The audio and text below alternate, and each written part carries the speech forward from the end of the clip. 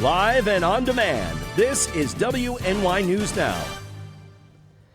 And thanks for joining us for WNY News Now. Take two here on Facebook Live. I'm Justin Gould.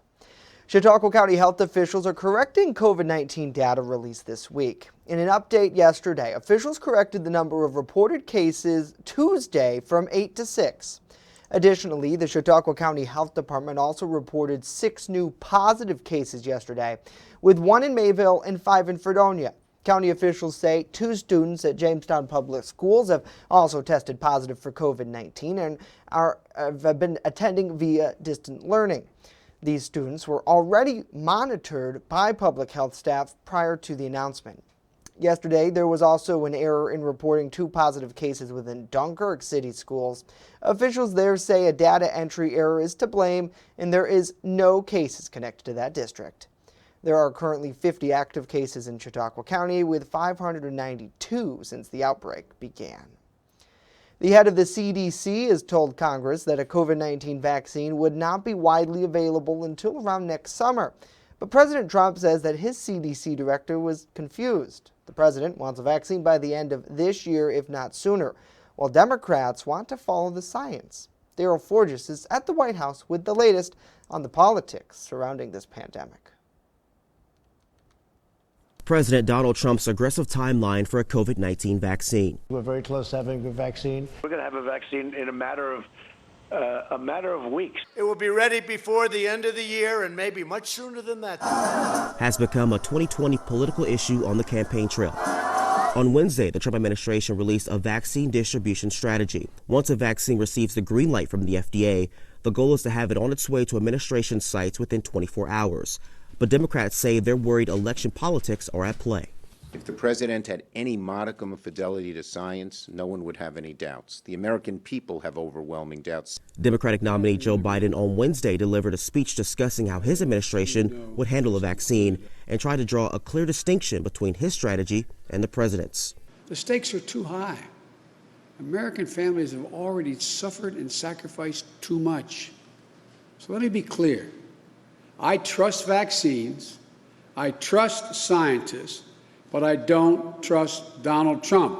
I'm calling on Biden to stop promoting his anti-vaccine theories because all they're doing is hurting the importance of what we're doing. And I know that if they were in this position, they'd be saying how wonderful it is. How the American public views this issue could be critical this November. A recent ABC News poll shows just 31% of U.S. adults trust what Trump has said about the coronavirus. The FDA and CDC have repeatedly said that a vaccine would not be broadly available to the public until it's determined to be safe. With the coronavirus sure to be on the minds of most voters this November, it may be difficult for politicians to separate politics and science. At the White House, I'm Daryl Forges. Daryl, thank you. Dr. Anthony Fauci, he's a member of the White House's coronavirus task force. He tells the Wall Street Journal that the nation's unlikely to have a vaccine by October, but says that November and December is a more realistic timeline. But he adds that if too few Americans get the shot, it won't really do much to prevent the spread of the virus. In other news, a 72-year-old Amherst man is facing DWI charges after driving his car off an embankment in Cataracts County yesterday. New York State Police allege that Stephen Obe was driving drunk when he failed to stop at a stop sign on Bone Run Road and continued across West Perimeter Road, driving over a guardrail there and down that embankment. Troopers say Obe was uninjured in the crash and that he was placed under arrest after failing several field sobriety tests. He later provided a breath sample of .10 at the State Police Barracks in Jamestown, and police say Obe was issued appearance tickets and released. He's scheduled to appear in the town of South Valley Court next month. Well, low-risk fall sports can start practicing next week. The Athletic Council of Section 6 announced the news yesterday. They say cross-country, field hockey, golf, gymnastics, soccer, girls swimming, and girls tennis can all hold practices starting on Monday. However, each school district and league will be making their own decisions as to which sport will start play. Those decisions come following a vote by over 70 school districts, 67 of them saying they are in favor of starting sports on September 21st. Now, competitive cheerleading, football, and volleyball have already been shifted to March 1. Well, thanks for joining us here for WNY News Now as we get take two, some weirdness happening with our system today. Got to say hello to Brenda, John, Maggie, Valerie, and Pam as well. Thanks so much for joining us. We appreciate you. Let's now get a check of our First Defense weather forecast. Chief Forecaster Dakota Hunter standing by with that. And Dakota, I think in the world of technology, everybody everywhere experiences a little technical defuncle. Yes, I mean, it was, I don't know. Nothing to say. It's like, whatever. Yeah. I mean, it was a gafunkel. Yeah. That's exactly what it was. We joke about this, but sometimes just restarting things works. Yep. Turn it off, turn it back on. Have you tried turning it off and on again? Off and on again. Anyway. I think Jay has that song on his phone, anyway. But hey, how about the sunset last night? Again, we had some of that wildfire smoke continuing to filter into the region. So the sun yesterday had a very orange appearance to it, and the sky again was milky white. And the reason for that was the wildfire smoke that's about 10 to 20,000 feet up. And obviously it's too far up to cause any health concerns, but it does make some very interesting and vivid sunsets around here, and also sunrises as well. Again, nothing on the DoubleTree Hotel camera, just lots of clouds around right now. We're at 62 as a noon hour with a north wind of 9. This wind direction is ultimately going to shift a little bit and also pick up as we go through the afternoon and especially into tonight, and the dew point sitting at 54, so we don't have a wind chill index or heat index for that matter. Radar is nice and dry. Again, I told you yesterday there might have been a chance for a small spotty shower in the morning. That really didn't materialize, but again, I told you it was a small chance and not to really count on it. But clouds are going to be with us through the day, and because the haze acted like a blanket of clouds, it kept our high temperature down. So we went 69 for our forecasted high. We managed to squeeze out 70. That's actually 1 degree below the average where we should be for this day, and 90 and 27 are the record highs and lows for this date. So through the afternoon, just lots of clouds, not much in the way of sunshine. I'm sorry, the breeze is going to increase later this afternoon, 61 on the highest hills to 68 across the lower elevations, northeast wind about 10 to 15 miles per hour. If you like the fall air, it's going to continue all the way through much of next week. I'll talk about it in full detail in a few. Justin? All right, Dakota, certainly a good day to cuddle up. Thank you. Well, the justice system that a person sees on their TV is so much different than what it truly happens in the courtroom. And Chautauqua County District Attorney Patrick Swanson says that the process of presenting a case to a grand jury is no different. WNY News Now's legal correspondent Matt Hummel spoke to Swanson one-on-one this week, discussing a wide variety of topics. Swanson was asked about the process of grand jury and the elements involved in it. The prosecutor says that the public is typically surprised about how a grand jury truly works when they are selected to serve. I think what surprises grand jurors most when they come in and they go through the initial, the orientation, and they're talked to by the county court and then again by my office.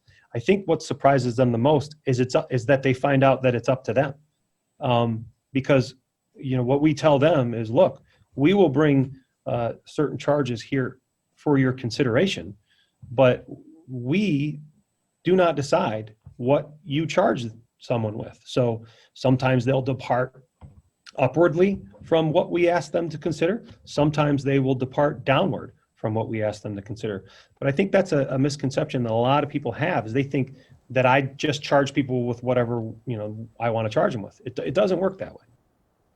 Now, Jamestown man Julio Montenez, who's currently awaiting trial, was an example of an upcharge. He was charged by the Chautauqua County Sheriff's Office with first-degree manslaughter last fall, but was indicted by a grand jury on a charge of second-degree murder and 2 counts of second-degree murder.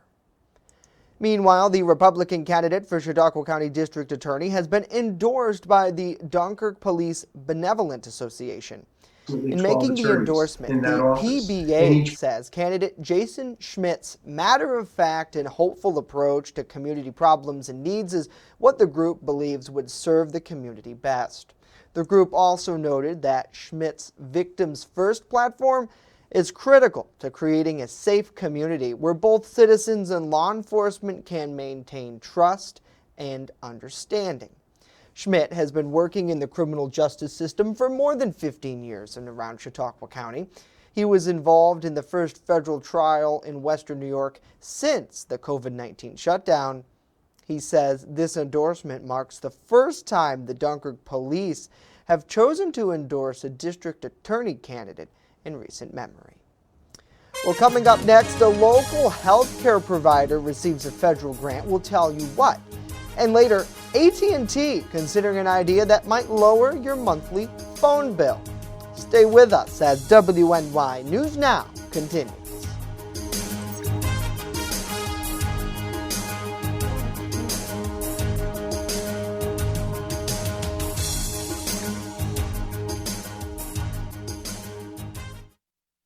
With coverage that matters. This is WNY News Now.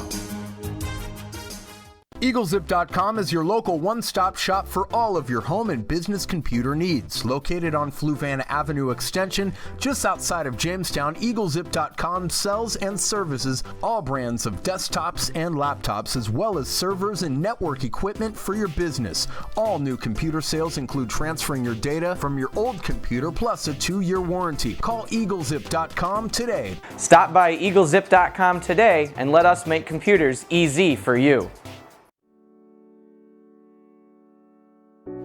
I grew up in a single-parent home. We were raised by my mom in a one-bedroom apartment in Queens, and I slept in what was supposed to be a dining room just off the kitchen. We were poor and fell behind in our bills. More than once, our electricity was shut off and there were eviction notices taped to our door. I remember walking into our kitchen and finding my mother standing by the stove, crying to herself because she didn't know what to do and felt helpless. I was about 9 or 10 when our apartment was robbed. I remember arriving home with my mother and brother and finding the door open, feeling confused because the first thing I saw was that our television, a set which forever sat on a stand in the living room, was missing. I know firsthand what it's like to be a victim, to be assaulted, robbed, to have things taken from you which you're never going to get back, and to be scarred by experiences which 30 and 40 years later still haunt me. We're lucky enough to live in Chautauqua County where by and large we feel safe, but unfortunately bad things do happen here. I want to be the district attorney who personally prosecutes the most serious crimes and who's there for victims every step of the way. These are the people I want to represent, to fight for their justice, to fight for our justice in the courtroom, to help people who have suffered at the hands of others. This is why I want to be your district attorney.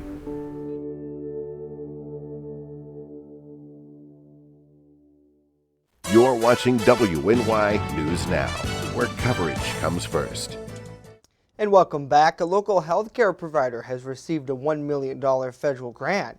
Congressman Tom Reed says the Chautauqua Center will see funding from the Capital Assistance for Disaster Response and Recovery Efforts program. Now, that program helps health centers impacted by various disasters and crises to aid in their response and recovery. Officials with the Chautauqua Center say the funding will be used to help build a new facility in Dunkirk. The group hopes to have that location open and serving the community by July of next year. Well, the State Department of Environmental Conservation is seeking your comments on its plan to clean up the site of a proposed apartment loft here in Jamestown. DEC officials say the site of the proposed Gateway Lofts poses a significant threat to public health and the environment. The mitigation plan includes the excavation of the top 2 feet and/or the depth of new development hardscapes impacted by the soil there.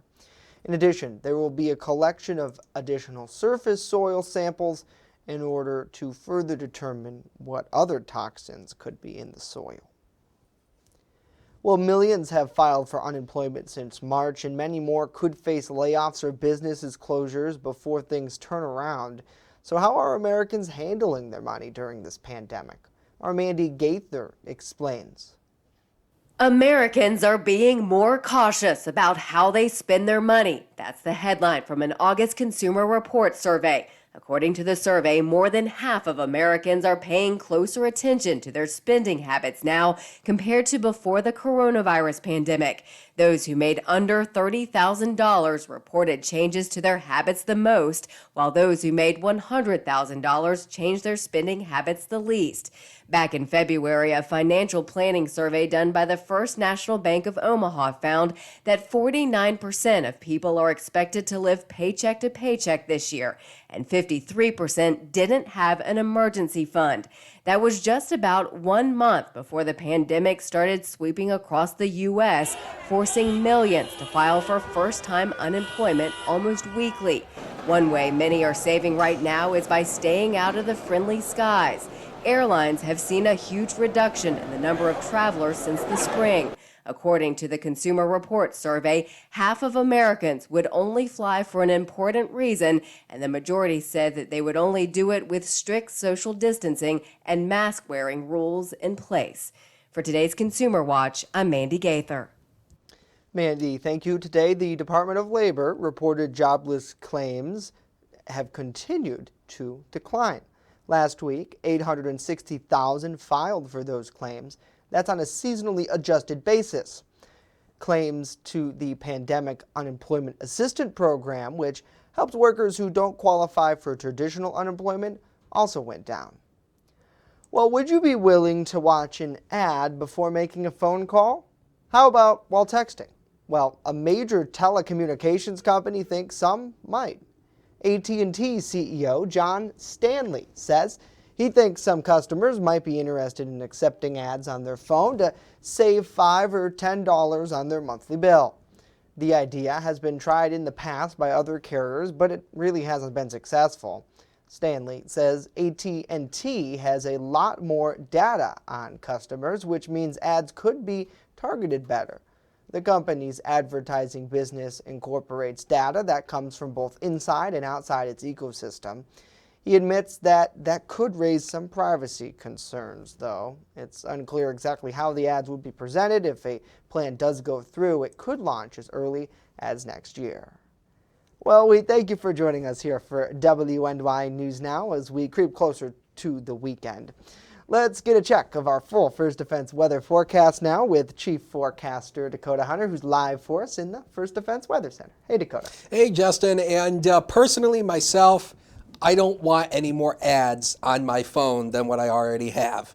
I'm good. Thanks, but no thanks, AT&T. Hey, let's take a look at the high temperatures yesterday. And as I told you during the first weather segment, our highs were held down once again because of the wildfire smoke and haze. 70 was the official high here in town, 74 Dunkirk, 70 Olean, 72 Bradford, and 76 over in Erie. So we didn't warm up as well as the models were showing, but that's why we held down our temperatures. And again, same thing we talked about yesterday. The reason why the smoke and the haze kept our temperatures down is because the smoke and haze kind of acts like a layer of cloud cover. As you know, when it's cloudy, like today, we don't warm up as much because the clouds because the solar radiation can't peek through the clouds. Well, the same thing happens with the wildfire smoke and the haze. More of the radiation gets reflected back up into space than it gets absorbed onto the planet. So that ultimately means we stay cooler and we tick a few degrees off from temperatures when that happens. So the good news is we're not going to be dealing with the wildfire smoke, at least now for a while, but we're way too cool here for this time of the year. 63 today, around 63, 64,